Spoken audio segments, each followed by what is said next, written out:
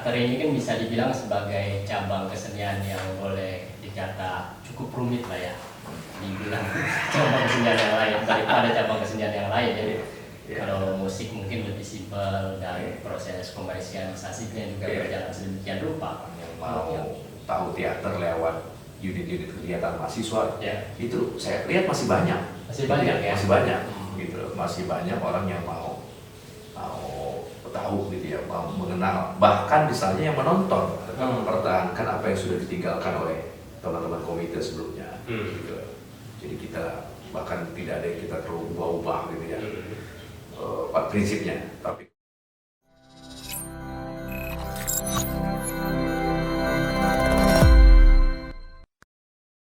Halo sahabat PSIK TV, Assalamualaikum warahmatullahi wabarakatuh. Salam sejahtera bagi kita semua. Jumpa lagi dalam program Bincang Budaya. Ini merupakan satu program yang diinisiasi oleh Pusat Studi Islam dan Kenegaraan Indonesia bekerja sama dengan Friedrich Ebert Stiftung dan Kemenko PMK. Di tahun ini kita punya agenda besar membicarakan seputar lokalitas dan pengetahuan tradisional. Dalam program tersebut terdapat banyak kegiatan, salah satunya adalah Bincang Budaya ini. Di sesi sebelumnya kita sudah membicarakan soal musik tradisional Minang bersama Taufik Adam. Kali ini kita akan berbincang-bincang seputar teater lokalitas dan budaya global.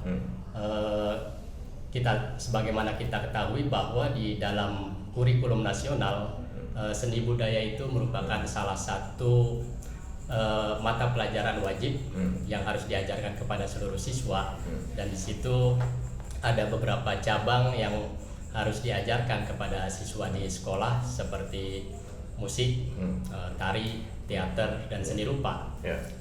Nah, di dalam kurikulum 2013 disebutkan bahwa pengajaran mata pelajaran seni budaya itu juga memang harus menyertakan nilai-nilai kearifan lokal. Nah, kali ini kita akan bicara soal perkembangan teater di Indonesia, hubungannya dengan lokalitas, bagaimana kemudian teater itu bertransformasi menjadi satu cabang kesenian yang spesifik, yang distintif di Indonesia, dan perjumpaannya dengan modernitas dan berbagai ekspresi seni global. Di hadapan saya sudah ada Mas Bambang Prihadi. Beliau ini adalah Ketua Komite Teater Dewan Kesenian Jakarta. Betul, Mas Bambang? Ya, setahun ini. Setahun ini ya, selama masa pandemi punya jabatan yang lumayan ini ya. Lumayan pusing. Jadi Mas Bambang ini salah satu sutradara yang bernama ya, betul? Iya, bernama Bapak Prihadi. Kalau nggak bernama gimana saya manggilnya? Makanya. Sutradara yang cukup kenamaan ya, banyak menyabat berbagai macam penghargaan di event-event teater, perhelatan teater, dan beliau juga terlibat dalam satu proyek yang disebut sebagai pelatihan keaktoran di metode Suzuki itu ya. Metode Suzuki itu salah satu pelatihan keaktoran yang diinisiasi oleh Tadashi Suzuki di Jepang. Itu hibah seni yang diberikan oleh Japan Foundation, betul? Betul. 2015. Masih berjalan itu, Mas Bembeng? Masih. Sampai kalau secara proyek sudah selesai 2019, tapi masih ada kelanjutan yang ke depan ini. Kita akan diundang dalam satu festival, namanya Festival Toga Internasional. Tapi karena situasi pandemi, jadi entah kapan pastinya undangan ini jadinya gitu ya. Tapi untuk metode keaktorannya itu masih terus berlangsung. Artinya saya masih terus berbagi dengan teman-teman, terutama para aktor di Indonesia yang ingin mengenal dan berlatih lah tentang metode itu. Metode Suzuki itu kayak gimana? Metode Suzuki itu dia bertolak dari tradisi Jepang itu yang namanya No dan Kabuki, yang diformulasi, dimodernisasi lah oleh sutradara. Saya menyebutnya selalu rendranya Jepang karena memang tokoh ini yang hari ini paling sepuh di Jepang. Salah satu begawan di sana ya. ya. Begawan di sana, dan dia bertempat di satu desa yang namanya Togamura. Nah itu tahun 76 kalau saya membacanya itu, kalau tokoh-tokoh kita, tokoh-tokoh teater kita seperti Rendra Putu itu dari Jogja dia ke Jakarta, sementara Tadashi Suzuki itu dari Tokyo justru dia lari ke desa. Dan dia baru membangun di Togamura itu, menemukan kemudian sistem pelatihan keaktorannya yang dia beri nama metode Suzuki. Bertolaknya dari Noh dan Kabuki, dia modernisasi menjadi satu bentuk pelatihan yang mengenali tubuh setiap aktor itu dengan 3 prinsip. Jadi gravitasi, keseimbangan, dan sumber energi. Kalau saya kenali lebih jauh, sebenarnya hampir sama dengan kita punya tradisi gerak, terutama gerak silat misalnya gitu. Pada bedanya tumpuan silat itu lebih rendah dari tumpuan metode Suzuki ini, lebih rendah sedikit gitu. Tapi lebihnya dia sama pada soal keseimbangan, kesadaran gravitasi, sumber energi yang harus diolah dari bawah pusar gitu ya. Sama seperti kita. Nah, gerakan-gerakan yang dia buat itu cukup dibilang cukup efisien, cukup sederhana, dengan satu gerak yang direpetisi, sehingga aktor dari negara manapun bisa mengikutinya, gitu loh, bisa mempelajarinya gitu ya. Dari 3 prinsip itu kemudian itu dengan gerakan-gerakan yang variatif. Gitu. Tapi gaya, style atau bentuknya itu ada hubungannya dengan nilai-nilai lokalitas Jepang. Iya, tentu. Seperti yang saya tadi bilang, bagaimana duduknya aktor Noh, bagaimana dia menggunakan kakinya gitu ya, keseimbangannya gitu ya. Nah itu dia ambil gitu loh. Jadi ada banyak nama juga, misalnya geseran itu hampir kita lihat sama dengan seorang Jepang itu, dia menggeser kakinya ketika dia berjalan di atas tatami gitu. Itu misalnya terus kemudian di atas panggung kayu gitu ya, terus dengan satu fokus yang intens gitu. Jadi aktor-aktor yang memang dilahirkan dari Tadashi itu memang aktor-aktor yang ya terbilang cukup kuat ya, cukup ajak gitu, berdiri di atas panggung gitu ya, cukup punya magnet gitu, membuat orang fokus. Jadi sampai kemudian pada karya-karya Suzuki, orang sudah tidak lagi melihat bahasa apa yang digunakan dalam bahasa verbalnya ya. Tapi bagaimana tubuh seorang aktor itu punya kekuatan magnetik lah ya, yang mampu misalnya menyedot perhatian penonton. Itu yang paling berkesan lah oleh banyak orang ketika melihat pertunjukannya itu. Menarik sekali ya. Ya. Kalau kita beralih ke Indonesia, ada nggak sih sebetulnya aktor atau sutradara yang menggali bentuk-bentuk, pola-pola atau nilai-nilai tradisional yang tumbuh di Indonesia atau di Nusantara ini, kemudian mengangkat atau mengeksplorasi menjadi sesuatu yang baru tapi berbasis pada tradisi pertunjukan tradisional? Iya.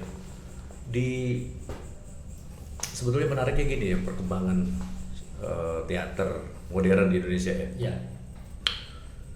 Jadi saat awal abad 20 itu orang barat menengok timur gitu. Artinya salah satunya itu Bali, banyak terpengaruh oleh kesenian-kesenian tradisi Bali. Saat yang bersamaan, mulai dari eranya Usmar Ismail sampai berdirinya ATNI di tahun 55 kalau salah itu ya. Yang Bali itu maksudnya tadi semacam barong, rangda gitu gitu-gitu ya. Itu kemudian kan sampai ke sana ya, karena kalau nggak salah tahun-tahun 30-an itu sudah mulai ada festival yang mempertemukan seni dari berbagai negara itu di Paris, dan kemudian banyak seniman-seniman besar yang melihat bagaimana Bali salah satunya kesenian dari Indonesia itu dipresentasikan di sana dan cukup menginspirasi banyak seniman di sana gitu. Nah kalau di Indonesia sendiri ada nggak seniman aktor atau sutradara yang mengeksplorasi nilai-nilai bentuk-bentuk seni pertunjukan tradisional seperti Tadashi Suzuki itu. Ya. Itu banyak ya, terutama di tahun 70-an. Tapi saya mau ngomong dulu di awal abad 20 itu, katakanlah kita mulai bisa kita baca dari Usman Ismail, dari Asrul Sani yang kemudian dia mendirikan ATNI itu. Ya sebelumnya dia punya grup yang namanya Sandiwara Maya itu. Nah itu menarik pada saat Barat menengok Timur, dalam hal ini menengok Indonesia lebih khususnya gitu ya, dengan munculnya pertunjukan-pertunjukan kesenian ataupun pameran lukis di tahun 30-an di Paris itu, kemudian dia cukup menjadi percakapan lah ya. Seniman-seniman besar di Eropa, bahkan kemudian di Amerika, kemudian ketular ke sana. Nah, ketika mereka mulai menimbang kembali realisme konvensional itu yang awalnya itu menjadi satu acuan atau menjadi satu aliran, boleh dibilang aliran utama pada saat itu, pada awal abad 20 itu, di mana pertunjukan harus di panggung, pertunjukan menggunakan naskah yang sangat realis gitu, yang sangat sosial, terus kemudian individu yang menjadi sudut pandang, karakter seorang individu itu yang menjadi presentasinya gitu, menjadi representasinya gitu. Nah, sementara kita baru mau mulai kembali melihat itu sebagai satu tawaran untuk dimasukkan dalam tradisi teater kita. Jadi menarik itu saling tukar lah, intinya yang saya mau ngomong itu loh. Jadi ada semacam proses hibridisasi. Iya. Asrul dan kawan-kawan di ATNI itu mempelajari kesenian atau perkembangan teater pada saat itu, tapi kemudian mereka sendiri mulai dari Arto, Grotowski, bahkan kemudian Sechner itu yang lebih kuat itu loh, sampai dia melembagakannya. Dia melihat seni teater kita di luar ekspektasi dia, di luar dari apa yang dia pahami sebelumnya gitu ya. Jadi kayak ada proses kayak saling tukar gitu loh, itu menariknya. Nah, itu di tahun-tahun 40-an, 50-an itu terjadi transaksi itu ya, 60-an juga begitu. Nah, tapi ketika datangnya Rendra dari Amerika, kita seperti mulai katakanlah semacam disuruh bercermin gitu loh. Bukan disuruh bercermin, artinya tuh seperti dihadapkan pada kenyataan bahwa apa yang ada di dirimu atau di lingkunganmu itu menjadi sesuatu yang justru lebih mahal, boleh dibilang, menjadi sesuatu yang lebih unik untuk dieksplorasi, digali lebih jauh. Kita diajak menengok kembali dalam diri kita. Gitu.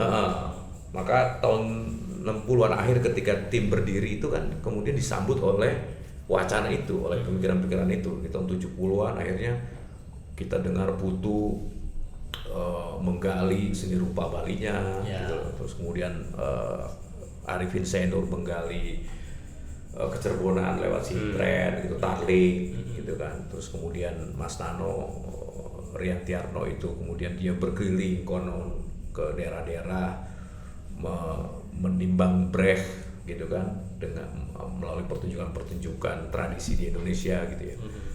Dan tentunya Rendra, ya Rendra yang mengakui dirinya sangat kuat dipengaruhi oleh tradisi kejawennya. Maka ketika dia ke Amerika, dia kembali, sebetulnya bagi dia sebagai sesuatu yang apa istilahnya, sebagai sesuatu yang perjalanan ulang alik aja gitu, yang kayak dirinya memang harus melakukan itulah kira-kira itu. Maka ketika dia bikin mini kata, geger semua orang gitu. Padahal baginya itu adalah satu cerminan dari apa yang diyakini sebelum ke Amerika. Dia gunakan dolanan, dia gunakan apa istilahnya itu tradisi kejawennya itu sebagai basis dari sumber penciptaannya, gitu ya. Artinya di era-era itu memang itu dimulainya apa semacam proses dialog yang cukup intens antara tradisi dengan modernitas. Betul, persis, di wilayah teater dan seni pertunjukan ya. Persis. Baik dalam tataran praktiknya yang seperti yang saya sebutin tadi, bahkan pada tingkatan wacananya, gitu loh. Sangat kuat sekali orang ingin mendudukkan atau ingin melihat lebih jauh gitu loh, keterlibatan lokalitas itu kan, unsur-unsur lokal gitu loh, dengan perkembangan teater modern, atau bahkan orang yang nyebutnya dulu bukan lagi pakai modern, udah teater Indonesia seperti Arifin sebut gitu loh. Jadi terasa betul gitu loh bahwa tradisi tidak ditinggalkan, tetapi juga tidak hanya dielus-elus gitu loh, tidak sekedar dilap-lap gitu loh, menjadi sesuatu yang terus-menerus seperti itu, tapi betul-betul dijadikan sebagai sumber penciptaan berikutnya gitu.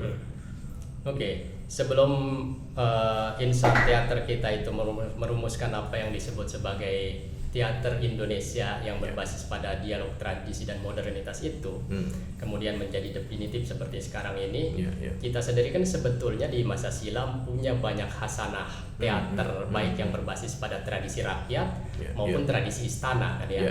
Sebut saja misalnya kita punya di Jawa Barat itu ada wayang golek, kemudian longser, kemudian ada topeng Cirebon, topeng Banjet, kemudian di Betawi misalnya kita punya Leno, Sohibul Hikayat, dan lain sebagainya.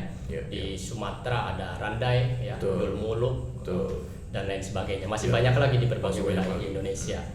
Nah, cuma kan memang problemnya teater tradisional itu punya kaidah-kaidah yang berbeda dengan teater modern. Kalau teater modern itu berbasis panggung, artistiknya digarap sedemikian rupa.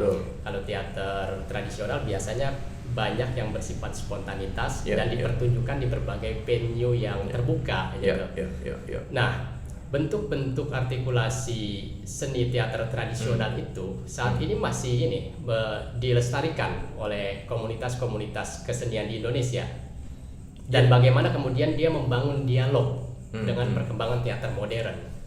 Ya, sejauh yang saya tahu ya masih hidup gitu loh, sebagaimana itu yang kita lihat lah belakangan, tetapi dia juga tidak bisa menampik perkembangan zaman.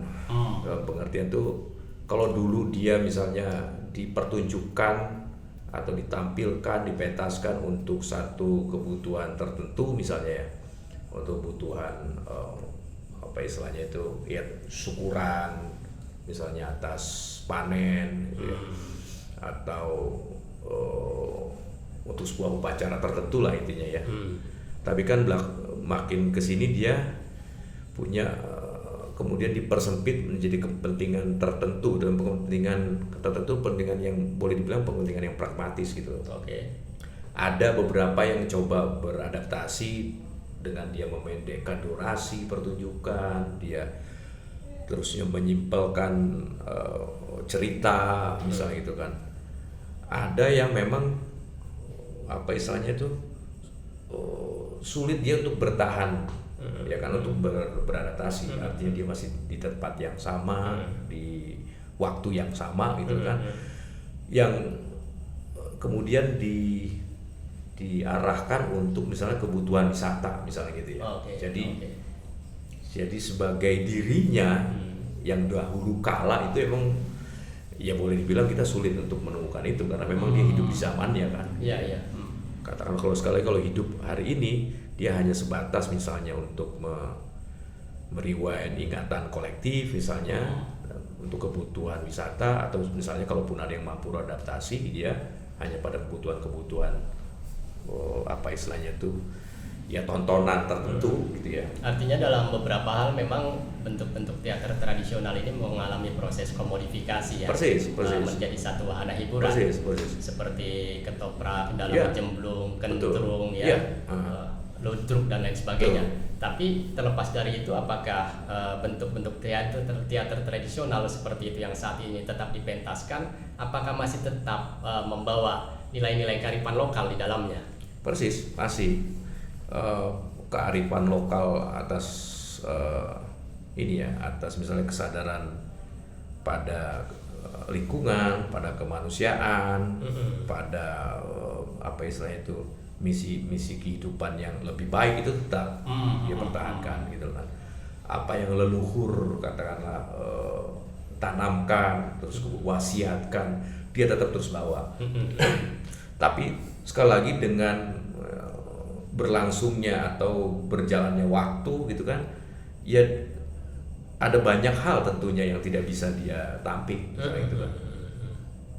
Misalnya di satu kesempatan saya coba menghadirkan satu tarian, saya lupa namanya tarian apa itu yang kok lupa gue, yang dia harus dia lakukan selama berjam-jam dalam seharian semalam gitu ya. Apa sih yang kemudian orang itu jadi surup gitu, surupan di daerah Ciamis itu kan, tarian kita bawa ke tim itu, dia paling cuma bisa bertahan 3 jam, 4 jam. Jadi nilai apa istilahnya itu magisnya gitu ya katakan, itu hampir sulit kita bisa dapetin sebagaimana kalau dia main di tempat khusus, di waktu yang khusus. Kita nggak bisa dapetin kayak gitu loh. Kalau dia sebagai bentuk masih kita bisa dapat, tapi dia sebagai sesuatu yang bukan sekedar bentuk gitu loh. Aura tradisionalnya itu kurang dapat ya. Nilai spiritualitasnya gitu itu. Apa yang disebut oleh Walter Benjamin sebagai the loss of aura. Auranya itu ya itu nggak. Itu yang tidak dapat impresinya gitu ya. Karena memang dia lahir dari tempat, waktu atau katakanlah ruang tertentu yang khusus. Kayak gitu loh, kalau saya melihatnya itu. Karena dia harus menyesuaikan dengan ruang baru yang berbeda dengan sebelumnya ya. Iya. Jadi kalau kita sekali lagi dapetin bentuknya aja bisa kita dapetin bentuk. Tapi kan seni tidak sekedar bentuk. Soalnya. Kalau seni pertunjukan tidak sekedar bentuk. Kira-kira gitu. Nah, dari banyak sekali bentuk-bentuk seni pertunjukan dan teater tradisional itu, dari banyak aktor-aktor yang Mas Bebeng sebutkan tadi, gitu ya, kita punya banyak sutradara di Indonesia, gitu. Itu ada nggak yang secara spesifik menggarap lokalitas dalam bentuk baru? Kalau belakangan ya, teman-teman yang baru ini, yang artinya yang kalau yang saya sebut tadi 7 bulan jelas dia menggali semua. Nah, itu memang fase formatif. Fase apa namanya reformulasi misalnya teater Indonesia gitu, yang betul-betul dia sadari tradisi atau lokalitas sebagai satu sumber penciptaan utama. Nah, belakangan kalau saya melihatnya tuh udah mulai marak lagi. Marak dalam pengertian itu sudah mulai apa istilahnya ya, menjadikan itu bukan sekedar apa istilahnya ya, sumber ya, sekedar sumber, tapi sudah menjadi satu, bahkan katakanlah satu kebutuhan untuk dia pertama kali melihat bahwa persetan dulu dengan teori, ya kan, dia masuk ke dalam dan apa yang ada di dalam itu dia betul-betul menjadikan sebagai bukan saja isinya yang menjadi sumber, tapi juga bentuk, bahkan dia ambil, ya kan, untuk dia kemas ulang gitu ya. Misalnya teman-teman di Madura gitu, yang teman-teman dari Madura itu Mahendra, ada Anwari, itu dia betul-betul menjadikan tradisi pesantren, tradisi Madura itu jadi satu sumber penciptaan baik isi maupun bentuknya. Bahwa kemudian bentuknya seperti tidak pernah terhubung dengan yang lain, ini kemudian soal berikutnya, artinya apakah itu yang menjadi pertanyaan saya, apakah kemudian ketika dia dipentaskan di Jakarta, bagaimana kemudian dia bisa berinteraksi dengan penonton di Jakarta, itu yang masih belum kita lihat. Tetapi bahwa dia ingin serta-merta membawa itu semuanya, itu ada istilahnya itu keinginan itu ya. Ada ambisi semacam itu gitu. Kalau saya lihat teman di Jogja juga ada itu yang dilakukan oleh Roka Teater itu ada. Terus kalau di Riau teman-teman di Pekanbaru juga lewat Febri Ajis itu dia menggali lewat riset Candi Muara Takus gitu kan. Dia mencoba menggali apa yang ada di sana dan ditampilkan. Tapi memang ketika ditampilkannya di atas panggung, nah ini mau tidak mau kita masih melihat panggung itu adalah framingnya Barat. Ya. Jadi kalau kita pun mau melihat tradisi apapun di Indonesia, ketika dia sudah menggunakan panggung yang satu dimensi begitu ya, dia nggak bisa menampik bahwa itu keterpengaruhan dari barat. Di panggung prosenium itu ya, gitu. Sebab di kita nggak mengenal panggung prosenium, kita mengenalnya ya arena atau bahkan ya di tempat yang sembarang, di mana penonton bisa melihat dari mana saja. Gitu. Oh, di kita. Tadi Mas Bembeng sempat menyinggung misalnya Arifin C. Nur yang menggarap nilai-nilai kecirebonan gitu. Ada sendiri kalau tidak salah pernah mementaskan beberapa karya-karya beliau ya seperti Umang-Umang ya, kemudian Karkeni Madekur Karkeni ya. Itu apa yang khas dari karya-karya Arifin C. Nur yang terkait dengan nilai-nilai kecirebonannya itu? Maksudnya pesan-pesan apa sih sebetulnya yang diangkat dalam karya-karya Arifin itu yang merepresentasikan kecirebonan? Ya, dia lebih apakah pada aspek message gitu ya, pesan, atau bentuk juga turut mempengaruhi, atau memang bentuk itu murni teater modern? Kalau sekilas kita lihat, ya bentuknya teater modern. Oke. Jelas itu teater modern. Tapi spirit yang diambil, yang diangkat benar-benar itu tradisi ya. Jadi misalnya lewat tokoh-tokoh yang tidak menunjukkan satu karakter yang utuh misalnya gitu. Jadi dia bisa berganti-ganti. Walaupun orang bilang dia terpengaruh juga dalam apa istilahnya tuh surrealisme gitu ya, dalam istilah surrealisme. Tapi dalam praktek atau bentuk-bentuk yang diambilnya jelas misalnya dari tokoh Waska, Ranggong misalnya, itu tokoh-tokoh yang diambil dari orang-orang lokal sebetulnya yang diambil itu, walaupun dia juga pengarang fiksi, tapi itu semuanya diambil dari prototipe masyarakat Cirebonnya gitu ya. Terus kemudian dengan gaya musiknya gitu ya, terus juga dengan gaya tuturnya yang sangat puitik misalnya gitu, itu jelas menunjukkan dirinya sangat lekat dengan tradisi lokal setempat gitu ya. Terus ada juga beberapa apa istilahnya itu cerita-cerita yang dia masukkan begitu aja misalnya itu, walaupun nggak seluruhnya gaya Cirebon, tapi misalnya dongeng-dongeng dari Persia dia masukkan ke dalam, itu Jin Baghdad dia masukkan, tapi cerita-cerita itu pun yang sudah menjadi Jawa sebetulnya. Terus yang dia ambil yang gitu, sudah mengalami proses pribumisasi. Iya, pribumisasi dia ambil arus ya. Islam, arus Cina dan lain sebagainya gitu ya. Persis gitu loh. Dok-doknya diambil juga sebagai perangkat musiknya dia gitu ya.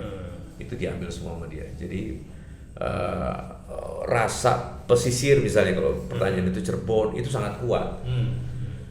Bagaimana dia tunjukkan tuh tokoh-tokohnya itu yang sangat erat berkait dengan apa namanya orang-orang pesisir gitu loh. Kehidupan masyarakat pesisir gitu, yang terbuka, yang belak-belakan gitu loh. Misalnya itu loh. Itu dia ungkap juga dalam banyak drama dia.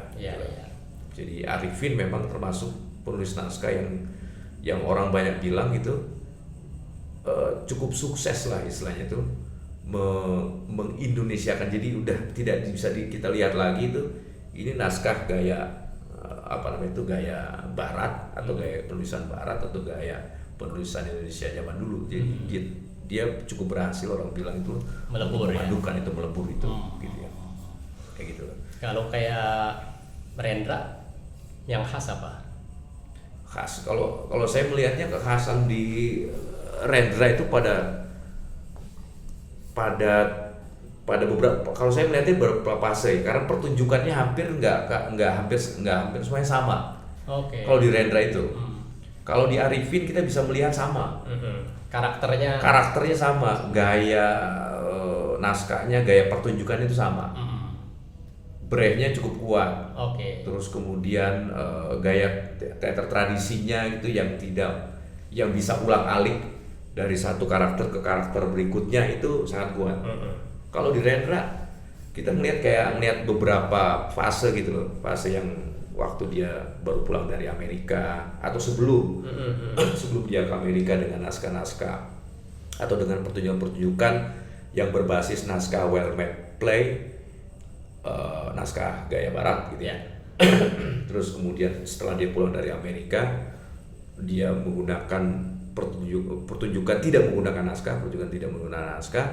Kemudian di fase selanjutnya dia lebih banyak menggunakan pertunjukan yang orang bilang itu dengan gaya besar oratorik gitu, dengan bahasa tubuh yang besar gitu, karena dia juga mungkin penyair juga menurut saya. Jadi pertunjukan yang dilahirkan itu kebanyakan pertunjukan yang disadur dari naskah-naskah luar kemudian menjadi Indonesia. Itu yang menariknya. Jadi kalau saya melihat Rendra itu penyadur bebas naskah yang cukup berhasil menurut saya. Jadi hampir orang seringkali apa istilahnya itu kadang salah kaprah gitu, kadang salah salah paham gitu ya. Ini naskahnya Rendra bukan, kira-kira gitu loh. Misalnya Kereta Kencana dia sadur bebas dari kursi-kursinya Eugen Ionesco gitu loh. Itu beda banget alurnya, tapi dia ambil dari situ gitu ya. Itu jelas betul bagaimana cara pandang dia terhadap absurdismenya si Eugen Ionesco itu berbeda sekali gitu loh. Kalau ini nggak punya harapan, kalau dia masih punya harapan, walaupun harapan itu akan datang dari Kereta Kencana yang akan membawanya dua tokoh ini. Nah, di naskah yang lain kebanyakan lebih ke politik, ya artinya isu-isu politik yang begitu kuat ya dari suku naskahnya dia. Suku Naga, Rawanan suku Naga, terus kemudian perampok yang dia sadur bebas dari Sekiler itu kan, terus kemudian Panembahan Reso, itu naskah-naskah yang jelas ingin mengungkap satu situasi ya akutnya Orde Baru waktu itu kan, dan jelas sekali itu kan perlawanannya terhadap kekuasaan itu jelas sekali. Nah itu dia pertunjukkan dengan idiom-idiom lokal sebetulnya. Bahkan Hamlet yang dia sadur bebas itu gaya ke Jawa. Terus kemudian yang tadi gue bilang itu perampok itu menjadi sangat Jawa gitu loh. Latar belakangnya kerajaan Singosari atau apa gitu loh. Nah itu terus kemudian Panembahan Reso jelas gitu loh. Latarnya latar Jawa gitu. Nah itu yang jelas sekali khasan Rendra itu, Jawa sebagai sumber ciptaan dia dalam naskah-naskah yang dia sadur itu begitu kuat. Artinya memang banyak seniman-seniman dan pegiat teater kita atau sutradara yang ada di Indonesia ini, walaupun dia dididik dalam disiplin teater barat, ternyata memang nilai-nilai tradisinya tetap ada, tetap bersemayam gitu, sehingga dia berupaya untuk membuat semacam proses dialog ya. Nah kalau di angkatan-angkatan itu kelihatannya sekarang yang masih ada Mas Putu Wijaya ya. Mas Putu Wijaya. Yang lain terakhir kemarin kita tahu Mas Radar Pancadahana juga wafat ya. Betul. Mungkin yang tersisa sekarang Mas Putu yang cukup senior gitu ya. Mas Putu juga cukup khas kan ya. Cukup khas. Dia menggunakan seni rupa Bali itu sebagai penciptaan ya kan. Jadi naskah-naskah yang dipilih judul-judulnya itu kan sangat khas tuh ya. Dor, Bor, misalnya begitu. Wah, gitu. Nah, itu sebetulnya punya semangat perlawanan yang lebih halus ketimbang Rendra gitu yang lebih verbal gitu ya. Tapi dia hidup dalam zaman yang sama kan. Sama pilihan-pilihan simboliknya yang berbeda. Tapi menarik juga di tahun 80-an itu orang kayak Budi Otto, kayak Bedidon gitu ya. Terus teman-teman segenerasinya lah ya. Ada Gandrik, ada Butet di Jogja, terus kemudian di Asia Ramli di Makassar, kemudian Yusril Katil di di Padang, ada juga Rahmat Sabur gitu. Ya dia tetap menggunakan sebetulnya sumber-sumber lokal gitu ya. Minimal betul lokalitas dia yang paling dekat dengan dia. Misalnya kayak Dindon, orang menyebutnya dia lebih banyak menggunakan tradisi orang-orang miskin kota misalnya gitu ya, yang urban. Dindon teater kubur ya. Dindon teater kubur gitu misalnya. Dia betul-betul hidup ya di lingkungan masyarakat yang sebetulnya punya khasan juga gitu ya. Sebagai orang urban tapi juga masih banyak juga orang-orang asli di sana, asli dalam pengertian itu yang hidup puluhan tahun sudah di sana dengan mengembangkan ya tradisinya. Dan Dindon masuk di situ. Dia tidak serta-merta misalnya menggunakan tradisi lokalnya itu secara langsung gitu sebagaimana orang-orang sebelumnya ya. Tetapi unsur guyupnya, terus kemudian proses bagaimana menjadikan bahasa ucapnya itu di atas panggung itu erat berkait dengan kondisi sosiopolitiknya itu, sosial kemasyarakatannya gitu, itu sangat kuat sekali gitu loh. Kuat sekali. Mungkin sekilas orang bilang, wah itu eksperimental. Kayak jauh dari masyarakat setepatnya. Tapi masyarakat setepatnya itu begitu sangat setia, bukan sekedar menonton tapi mengikuti malah hari demi hari gitu loh proses yang dilakukan Dindon di tempat itu. Di proses kreatifnya mereka. Mengikutinya gitu loh. Jadi, seolah-olah itu merepresentasikan mereka. Betul, gitu persis. Ya. Jadi bahkan bahasa-bahasa celutukan gitu loh gaya bahasanya, walaupun beberapa bagian pertunjukannya itu dikemas oleh dia dengan cukup puitik gitu loh. Tapi banyak sekali bahasa-bahasa tubuh yang digunakan di atas panggung Dindon itu adalah representasi dari masyarakat urbannya itu. Gitu. Nah itu artinya lokalitas yang tadi dilakukan oleh teman-teman 70-an itu, senior-senior di 70-an itu sangat berbeda dengan yang dilakukan oleh Dindon. Dilakukan oleh Hasyar Alamdi juga berbeda, dilakukan oleh Rahman Sabur juga berbeda gitu. Jadi yang belakangan ini konteks masyarakat urbannya lebih kental ya. Ya, tradisi urban yang lebih kental gitu loh dilakukan. Tapi bahwa mereka cukup erat gitu loh, terhubung dengan tradisi lokal di mana dia berasal gitu juga. Elemen-elemen itu tetap ada ya. Tetap terasa, tetap ada. Pakai perangkat musiknya, misalnya bunyi-bunyiannya itu masih terasa betul gitu loh. Walaupun misalnya alat yang digunakannya adalah alat yang begitu sederhana, sapu lidi, tong, gitu loh, misalnya ember, misalnya gitu loh, kursi besi misalnya. Tetapi bunyinya gitu loh, terus juga itu auranya gitu loh masih terasa betul adalah apa istilahnya itu bukan hanya merepresentasi masyarakat sekitar, tapi juga masih terasa dia sebagai orang yang cukup menghormati tradisi lah. Itu yang rasa di gue. Mas Bembeng ini kan cukup lama ya bergiat atau menjadi semacam direktur pelaksana Festival Teater Jakarta ya. Ya peserta penyelenggara kadang-kadang belakangan. Oh gitu. Iya. Dengan Mas Radar. Oh kalau di Jakarta Federasi Teater Indonesia. Federasi Teater Indonesia. Oke. Bukan Festival Teater. Federasi Teater Indonesia ya. Federasi Teater. Federasi Teater Indonesia itu kegiatannya apa aja itu? Itu saya aktif 2004 ketika dia berdiri sampai 2014 sebetulnya. Praktisnya gitu. Terus kemudian setelah itu hanya bantu-bantu aja sebetulnya. Nah, ya misi pendiriannya kalau untuk Federasi Teater Indonesia memang sebagaimana juga yang sering disampaikan oleh Radar, itu juga oleh beberapa tokoh, memang bertolak dari kegelisahannya bahwa ya sekian puluh tahun lah, terutama ketika Orde Baru itu teater pelaku-pelakunya gitu loh lebih banyak bekerja sendiri-sendiri.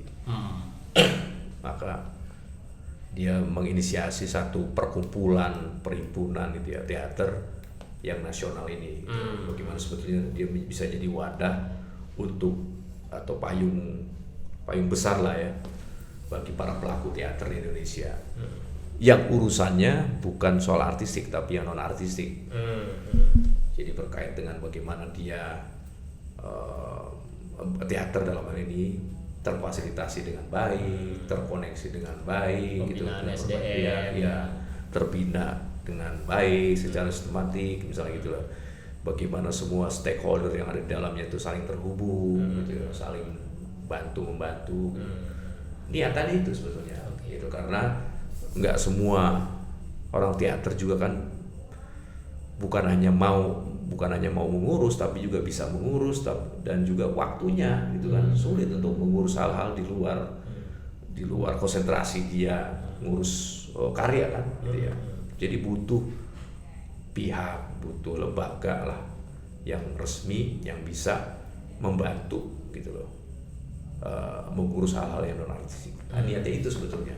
Maka program-program kita turunkan, mulai dari kita bikin award setiap tahun misalnya, bagaimana kita belajar menghargai tokoh-tokoh teater di Indonesia, gitu, yang sudah ya boleh dibilang tuh berkeringat lah, bekerja keras untuk kemajuan teater di Indonesia.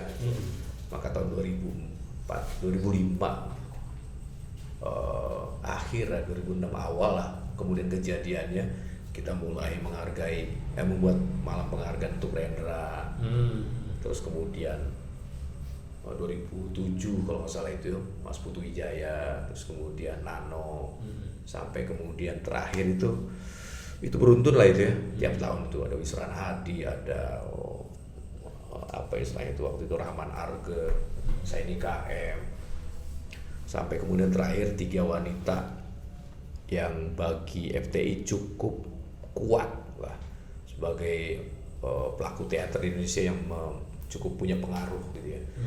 Seperti Bu Tati Waliati, terus Ratna Riantiarno, kalau salah. Satu lagi siapa ya waktu itu ya? Mas Bembeng. Oke. Teater ini kan bisa dibilang sebagai cabang kesenian yang boleh dikata cukup rumit lah ya. Dibilang cabang kesenian yang lain daripada cabang kesenian yang lain ya. Kalau musik mungkin lebih simpel dan proses komersialisasinya juga berjalan sedemikian rupa.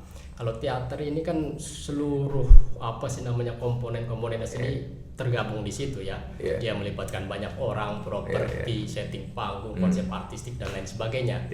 Nah, buat generasi milenial kayak sekarang ini, itu apakah minat terhadap dunia teater itu masih cukup besar? Beda-beda tipis nih, rumit sama ruwet. Aduh, kalau saya sebetulnya masih belum beranjak dari keyakinan bahwa setiap orang itu punya punya kesadaran atas peran, ya. Jadi sebagaimana yang kita ketahui bahwa manusia lahir fitrahnya gitu, dia menyukai seni, menyukai keindahan. Nah, kemudian dalam praktek-praktek kehidupannya sadar tidak sadar dia memainkan peran, gitu ya. Terus kemudian juga dia menyukai tontonan, gitu ya. Jadi sesungguhnya saya sempat juga boleh dibilang was-was ya. Artinya was-was apakah kesenian semacam ini gitu dengan kompleksitas yang ada di dalamnya itu masih bisa diterima oleh generasi hari ini, gitu ya. Tetapi dengan misalnya sejumlah kasus adanya kegiatan-kegiatan festival teater misalnya, atau kemudian orang yang mendaftar ke kampus seni untuk jurusan teater, atau orang yang mau tahu teater lewat unit-unit kegiatan mahasiswa, itu saya lihat masih banyak masih banyak gitu loh, masih banyak orang yang mau tahu, gitu ya, mau mengenal, bahkan misalnya yang menonton. Sederhana deh, waktu kemarin Pesta Rama gitu bikin kegiatan pesta drama, seni drama itu ya. Pesta Rama itu pesta drama, sastra dan drama. Kok lupa gitu. Pesta sastra drama itu tarbiyah. Itu sebenarnya dia tidak mengundang penonton, cuma sebatas karena harus prokes kan, menggunakan prokes. Tapi itu banyak ya. Gitu, ada entah dia motifnya kelangenan atau apa gitu. Orang-orang yang menonton teater itu masih ada, masih cukup antusias itu banyak. Bahkan mereka justru tidak begitu menyukai apa istilahnya nonton teater lewat virtual ya, lewat media sosial gitu ya. Walaupun misalnya ada juga yang menyikapi itu adalah berkah karena biasanya hanya ditonton hanya oleh kalangan sendiri, oleh ya katakanlah radiusnya berapa daerah saja. Tapi sekarang bisa dari berbagai kota bisa nonton atau berbagai negara bisa nonton gitu ya. Tapi pada sisi lain orang yang mau nonton langsung itu masih banyak sekali gitu. Itu kelihatannya selama masa pandemi ini problem tersendiri ya buat pertunjukan teater. Oh iya. Kalau musik kan saya lihat itu banyak ya, betul. konsep-konsep pertunjukan virtual. Betul. Kalau teater itu seperti apa itu menyiasatinya? Ya, sampai detik ini sesungguhnya belum ada bentuk yang khusus ya, katakanlah yang bisa diterima atau bahkan itu jadi kesepakatan orang banyak ya kan, bahwa inilah teater hari ini. Belum ada itu. Inilah teater hari ini, misalnya inilah teater di masa pandemi misalnya, itu kan yang memungkinkan ditonton lewat media sosial atau layar 5 inci itu gitu ya. Itu belum ada. Artinya pelaku teater sampai detik ini masih terbelah antara dia berupaya untuk menerima kenyataan yang kemudian meniscayakan terjadinya perubahan gitu kan, media dari panggung yang offline atau yang pentas gitu, tempat pentas atau ruang pentas yang langsung ditonton gitu kan dengan yang virtual, baik itu taping maupun live streaming gitu ya. Itu ada satu pihak yang sebagian teman-teman lah ya yang masih menerima itu, bahkan yang menolak sama sekali. Jadi artinya dia masih melihat pertunjukan ya adalah pertunjukan. Teater adalah teater yang harus ditonton langsung. Pun penontonnya hanya beberapa orang.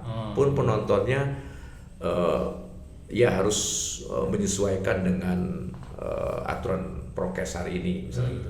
Jadi masih terbelah gitu ya. Karena memang ya dia sebagai seni yang selama ini, sebagai seni pertunjukan yang selama ini ya ditonton langsung. Iya. Gitu loh. Mungkin itu bukan cuma di Indonesia kali ya. Di Iya, negara-negara lain juga betul, sama kondisinya seperti itu. Sama kondisinya semua. Jadi memang tiarap, kalaupun ada pertunjukan-pertunjukan yang dilakukan oleh teman-teman dari luar maupun di Indonesia, itu hanya sebatas misalnya dia apa istilahnya itu masih menjaga semangat, menjaga eksistensi, atau bahkan ya sedikit mencoba-coba gitu loh. Mungkinkah atau tidak mungkinkah misalnya itu teater bertransformasi gitu loh, lewat dengan media yang berbeda misalnya. Kalaupun dia coba lakukan masih sebatas hybrid misalnya. Dia ditonton sesungguhnya oleh ya penonton yang didatangkan dengan jumlah terbatas dengan jumlah terbatas, tapi sisi lain dia juga rekam gitu loh dengan mata kamera gitu loh. Dan kemudian disiarkan ya dengan kebutuhan mata kamera. Seperti itu. Di luar pun masih begitu ya, sama begitu ya. Sampai detik ini juga. Tapi kalau kita ngelihat minat generasi muda atau generasi milenial terhadap dunia teater bisa dibilang masih cukup tinggi ya. Masih cukup tinggi. Kita tahu generasi milenial mungkin sekarang lebih suka nonton drakor kan ya, daripada teater tradisional yang seperti itu. Di lingkaran-lingkaran mahasiswa di kampus-kampus itu masih tetap berkembang. Masih berkembang. Ya, artinya sesungguhnya tinggal kemampuan adaptif dari pelakunya juga sesungguhnya. Jadi kalau memang sudah banyak produk-produk film ataupun sinetron ataupun drama-drama TV misalnya itu kan yang diminati gitu oleh masyarakat, tapi pada sisi lain juga sesungguhnya tontonan secara langsung masih juga dirindukan oleh penonton. Nah, disinilah bagaimana pelaku bukan sekedar mengadopsi ya gitu apa yang berkembang di dunia kaca gitu ya, layar kaca gitu, tapi juga melihat sesungguhnya ada sisi lain yang tetap diinginkan oleh masyarakat penonton, kayak gitu loh. Walaupun entah saya nggak tahu kan masing-masing kreator juga kan punya haknya untuk menelusuri gitu loh, untuk menggali apakah dari ceritanya, ataukah dari cara mempertunjukannya, ataukah dengan melibatkan penonton gitu loh. Nah itu banyak yang dilakukan oleh teman-teman untuk supaya dia merasa tetap fit in gitu loh dengan masyarakat baru ini, kayak gitu, atau dengan kondisi yang baru ini, kayak gitu. Mas Bembeng sendiri kan punya, kalau nggak salah, lab teater Ciputat itu ya. Di situ juga banyak anak-anak muda yang terlibat dalam proses ya. Betul. Yang terlibat, mereka sampai detik ini ya masih terus boleh dibilang bertahan, masih terus setia untuk proses ya, untuk memahami bahwa teater ya adalah proses.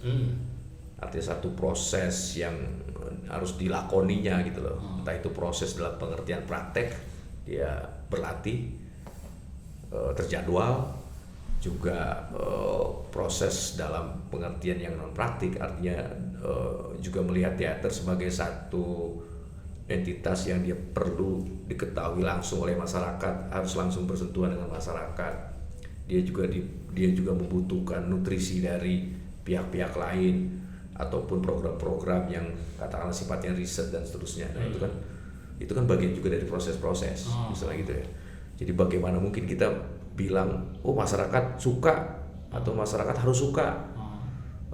Yang saya tadi bilang masyarakat masih cukup berminat gitu loh, tanpa kemudian kita ketahui langsung gitu loh, atau tanpa kita uji coba.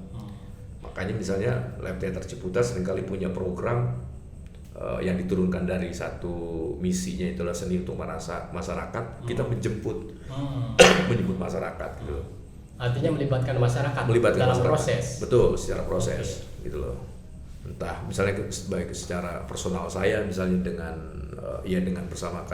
seringkali bersama Lab Teater Ciputat juga dengan teman-teman menggarap ibu-ibu korban kekerasan misalnya itu. Yang ya dimana kita tidak menggunakan lagi teori-teori teater konvensional di situ. Jadi yang harus kita lakukan adalah menyelami dulu persoalan apa yang dihadapi oleh ibu-ibu korban kekerasan itu, juga yang melingkarinya, problem-problem yang melingkarinya gitu loh. Juga sama ketika kami berhadapan dengan masyarakat Pulau Seribu, gitu ya. Ya. Pernah ya waktu itu di Pulau Seribu betul. Ya. Itu masyarakat dilibatkan dalam proses dan mereka ikut pertunjukan. Betul. Jadi naskahnya dari mereka, kemudian juga ya yang main mereka, gitu ya. Terus kemudian juga persoalan-persoalan tentu bertolak dari yang mereka hadapi, gitu ya. Sampai kemudian orientasi dari pertunjukan itu kemana, gitu kan, itu bagian juga dari rencana bersama mereka, gitu loh. Itu respon masyarakatnya seperti apa ketika dilibatkan dalam proses berkesenian kayak gitu? Iya, seturut pengalaman saya mereka cukup antusias. Ya, cukup antusias ya. Walaupun di awal mereka memang asing gitu ya. Tapi karena kita yakini apa yang mereka miliki adalah modal dari apa yang digunakan di atas panggung, itu kemudian menjadi dekat gitu loh. Misalnya vokalnya mereka punya, dialek mereka punya, gitu. Terus kemudian bagaimana cara mereka berinteraksi mereka sudah punya. Terus kemudian bahkan cerita lokal, bahkan alat-alat musik, misalnya bunyi-bunyian khas mereka sudah punya. Alam yang membesarkan mereka, mengembangkan mereka punya. Jadi ya sudah, berangkat dari situ aja, kita olah. Kita hanya punya semacam alat aja, semacam tools saja. Artinya walaupun mereka tidak punya disiplin di dunia teater, mereka bisa ya mengikuti proses itu. Betul, bisa mengikuti. Karena misalnya dengan pendekatan yang ya seni kan membahagia mereka gitu ya. Terus kemudian membuat mereka juga ya bisa tertawa, kan, walaupun sekali-kali sedih gitu, kebanyakan sedihnya kali. Gitu ya.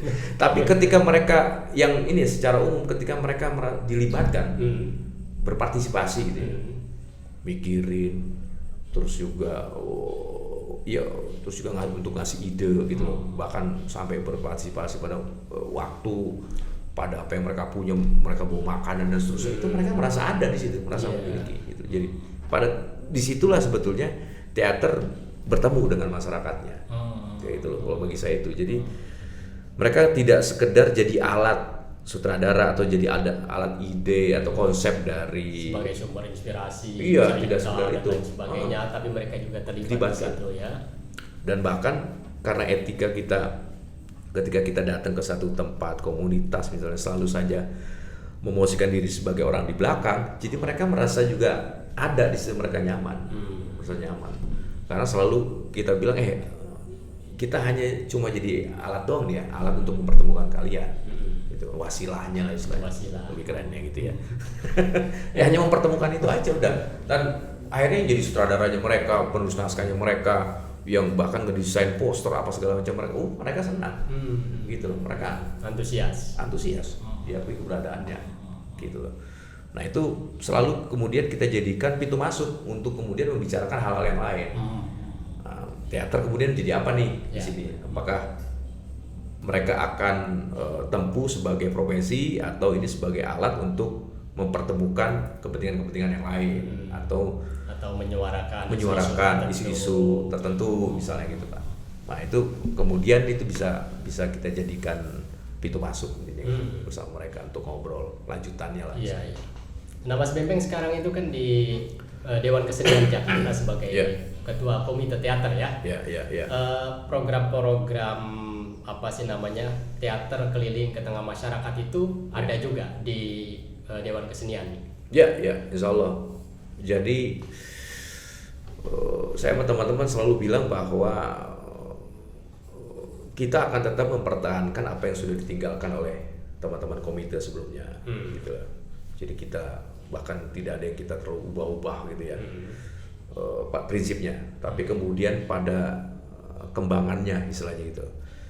Kita tetapkan 2 program itu jadi pintu masuk kita, 2 program utama. Pertama tuh Festival Teater Jakarta, yang kedua Jakarta Theater Platform, yang kemudian kita sepakat kita rubah menjadi Jakarta International Theater Platform, gitu. Jadi DITP ada imbuhan internasionalnya. Itu jadi 2 pintu masuk untuk kita melihat bagaimana proses pembinaan dari hulu sampai hilir itu.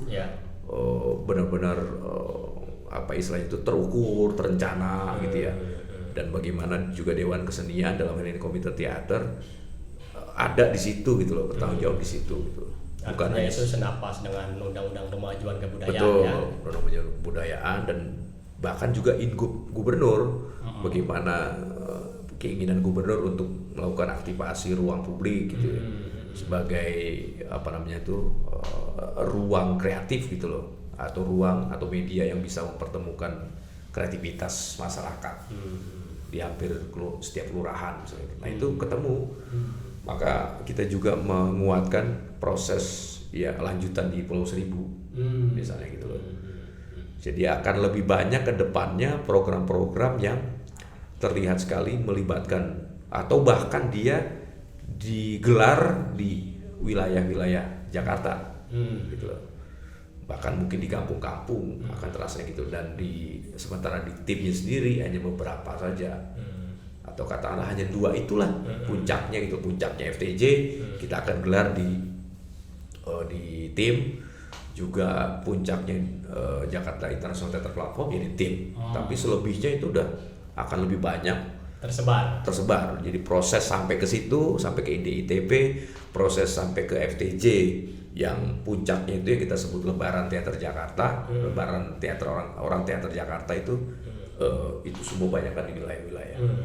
Kalau sekolah-sekolah masuk radar itu, Ya. Kita tahu bahwa sekolah juga kan punya apa sih namanya mata pelajaran seni budaya gitu ya. Ya. Termasuk di situ ada muatan lokal dan lain sebagainya. Itu juga menjadi stakeholder yang masuk ke dalam program itu ya. Ya, itu terutama di Jakarta, di Festival Teater Jakarta yang sebelumnya hanya melibatkan komunitas-komunitas teater yang di luar di luar sekolahan gitu, di luar kampus gitu. Walaupun kampus juga ikut, itu yang kemudian kita juga ikut turut serta memperbaikinya lah ya, merapikan lah.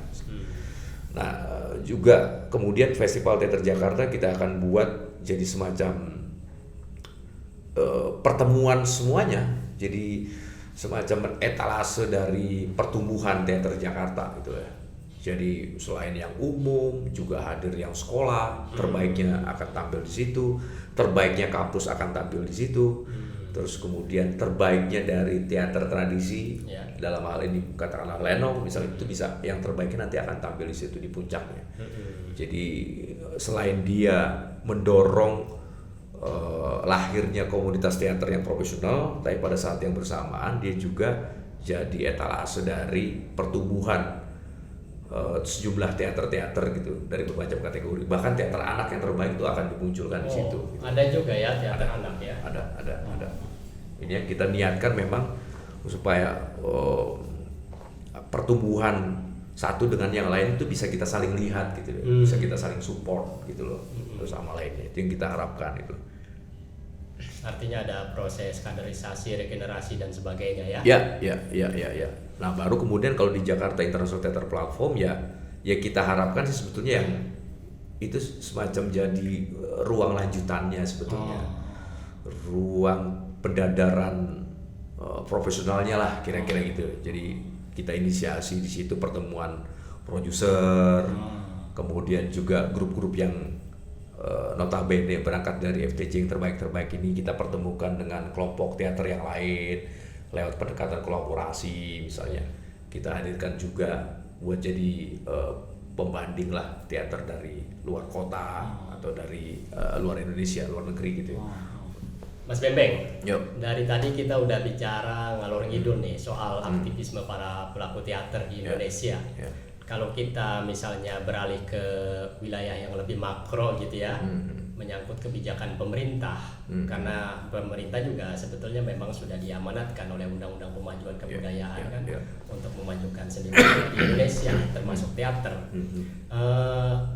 Sebetulnya gambaran besarnya kebijakan pemerintah itu seperti apa? Apakah cukup kondusif untuk mengembangkan atau memakmurkan dunia perteateran kita di Indonesia? Ini susah gampang nih jawabannya. Karena gini, jadi jauh sebelum saya ngebacanya gini dari 5 tahun terakhir lah ya. Jadi keberpihakan pada pengembangan seni budaya yang kemudian yang melahirkan kemudian itu Undang-Undang Pemajuan Kebudayaan, sebetulnya saya sendiri udah melihat ada upaya lah ya, upaya pemerintah yang jauh lebih baik dari yang sebelumnya. Sebelumnya kan kita tahu menganggap seni itu masih sekedar etalase, sekedar suplemen, sekedar ya ekstra kurikuler gitulah. Pemanis yang nggak melihat urgensi dari teater atau seni itu sendiri gitu ya. Nah, upaya itu sebenarnya saya pribadi mengapresiasi. Tetapi dengan kondisi atau situasi yang sudah puluhan tahun seni itu bahkan istilahnya itu dinafikan, dibiarkan tumbuh sendiri-sendiri gitu. Kita perlu kerja yang lebih keras gitu loh, untuk apa yang diinginkan atau dibayangkan oleh pemerintah mampu bukan saja tersosialisasi dengan baik, tapi bahkan kemudian diterima menjadi semangat yang terbarui dari para pelakunya misalnya itu, dan kemudian bisa menjadi kerja yang nyata gitu loh bagi pertumbuhan dan pengembangannya gitu ya. Karena di sini masih ada mislingnya, misalnya bagaimana perpres dari Undang-Undang Pemajuan Kebudayaan itu sampai detik ini kan belum diturunkan, belum dikeluarkan oleh Jokowi gitu. Jadi artinya belum ada peraturan pelaksanaannya ya. Jadi artinya itu masih diserahkan begitu saja pada pelaku atau pada kepala-kepala daerah gitu kan, untuk dia merespon undang-undang yang sudah lahir itu untuk menjadi bagian dari kerja pemerintahannya gitu ya. Nah, sisi lain kemudian juga kan pelaku selain dia menunggu sesungguhnya gitu kan kerja-kerja yang lebih konkret, pelahiran dari undang-undang kebudayaan itu yang lebih tajam lah ya, bisa segera gitu loh terlaksana. Juga kan pelaku seni dalam hal ini teater masih mengalami kenyataan dirinya yang masih ya harus bekerja selalu dalam kesendiriannya, dalam ketidakpastiannya gitu kan, seperti yang dialami selama ini gitu ya. Jadi ya saya berpikir ya bagaimana ya undang-undang kemajuan yang sudah dilahirkan itu, bahkan sertifikasi untuk para seniman yang sudah digodok selama 3 tahun itu benar-benar menjadi pintu masuk untuk menyejahterakan, memakmurkan para seniman, para pelaku seni khususnya teater di Indonesia. Sekali lagi di tengah penantian yang panjang dari pelaku teater atas perbaikan-perbaikan yang sistemik ini, dan juga di tengah kegalauan dia. Maksud saya kegalauan itu antara dia melanjutkan teater sebagai profesinya, ya kan, atau dia berhenti gitu sampai di sini saja, karena ini sebetulnya udah makin kritis sebetulnya, kondisinya masih kritis lah sesungguhnya. Jadi antara sekali lagi impian besar, kesepakatan besar yang sudah dihasilkan dengan kondisi di lapangan. Betul yang saya bilang tadi, ada minat yang tidak akan pernah pupus dari masyarakat, bahkan dari masyarakat penonton untuk menikmati teater, atau generasi-generasi baru untuk terlibat dalam teater gitu loh. Tetapi kalau dia sampai hanya pada level festival, lomba, baik di sekolah, kampus maupun di tingkatan umum, dikatakan kalau di Jakarta Festival Teater Jakarta, kalau dia berhenti sampai di situ ya sudah, bisa jadi kita akan mengalami krisis regenerasi di 10 tahun kemudian gitu loh. Karena sekarang saja sudah bisa dihitung dengan jari siapa yang masih terus bertahan gitu ya, mewarnai teater di Indonesia, punya jaringan yang cukup baik dengan dunia luar misalnya gitu. Nah itu yang sesungguhnya masih dalam kondisi yang saya bilang tadi, masih dalam kondisi yang cukup deg-degan juga nih situasinya gitu loh. Artinya kalau dalam 3-4 tahun ke depan tidak juga berbuah yang manis, berbuah yang lebih konkret, katakanlah nih, kita makin lama makin ketinggalan, makin lama makin kehabisan generasi teater di Indonesia. Oke, ya. Itu. Harapan Mas Bembeng sendiri ke depan seperti apa? Tapi masih tetap optimis kan ya? Hidup masih bagus-bagus saja nih. Ya sebetulnya kita belajar agama atau belajar teater untuk bisa optimis menghadapi kenyataan yang pahit gitu loh, seperti kopi pahit gitu loh. Senang sekali saya mendengarnya. Sebetulnya itu ya, apalagi kalau bukan harapan gitu loh, yang masih kita miliki gitu. Nah tapi kan nggak semua kita bisa meraih harapan itu soalnya itu, atau kapan harapan itu akan lahir betul gitu loh. Karena bukan saja berkait dengan apa istilahnya itu, membaiknya para pelaku teater, tapi dengan begitu kan sesungguhnya ada pantulan. Ketika teman-teman teater membaik, maka kemudian itu bisa menjadi representasi masyarakat membaik, atau katakanlah dia atau pelaku teater dapat membuat lebih baik di masyarakat. Kan bisa begitu pantulnya. Saya kira itu. Jadi harapan tetap besar, hanya kemudian bagaimana yang saya bilang tadi, masyarakat bukan sekedar hanya menanti, dia mau nggak mau dia harus bekerja lebih keras, terutama para pelaku teater, bertemu dengan yang lain, melakukan konsolidasi dengan yang lain gitu loh, bikin karya yang juga tidak terbentengi, terpotong, istilah itu, terreduksi oleh kenyataan yang belakangan ini terjadi. Dan pemerintah harus lebih taktis, bahkan harus lebih strategis melihat ke depannya gitu loh. Ya visioner lah gitu loh, jangan kemudian hanya menghabiskan dana untuk setahun 2 tahun gitu loh, supaya pelaku teater bisa tetap hidup, bisa tetap pentas misalnya. Tapi di sisi lain dia tidak berpikir lebih jauh misalnya gitu ya. Sekali lagi, kalau ditantang orang-orang teater untuk hidup sendiri, ya udah dari dulu hidup sendiri-sendiri gitu ya, dan dia bekerja sendiri gitu. Tetapi kan sayang kalau kemudian potensi-potensi terbaik negeri ini sekali lagi tidak mampu dilihat oleh negara, oleh pemerintah sebagai sesuatu yang bisa mewarnai perkembangan dari kebudayaan kita gitu. Kan kita selalu akan menyayangkan ketika produk-produk seni dalam hal ini teater hanya kemudian diapresiasi oleh orang luar misalnya gitu kan.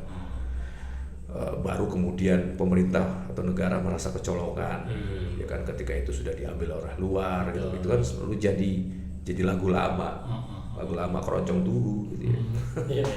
Nah, saya kira negara harus sekali lagi harus bekerja lebih keras, bagaimana dia mampu menurunkan gitu kebijakan-kebijakan yang konkret gitu loh, baik dari sisi anggaran misalnya atau di sisi non anggaran.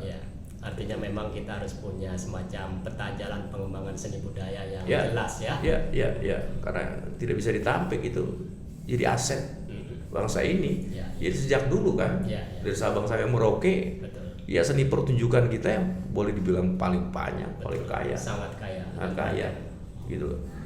Jadi kalau dilihat sekedar saja ya sekedar jadinya, saya kira itu. Kita harus lebih dari sekedar ya. Ya, sekedar. Oke Mas Bembeng, obrolan kita hari ini sangat luar biasa ya. Luar biasa ya. Hilal Masyriq, Hilal Maghrib, soal dunia teater. Waduh. Semuanya dibahas secara komprehensif.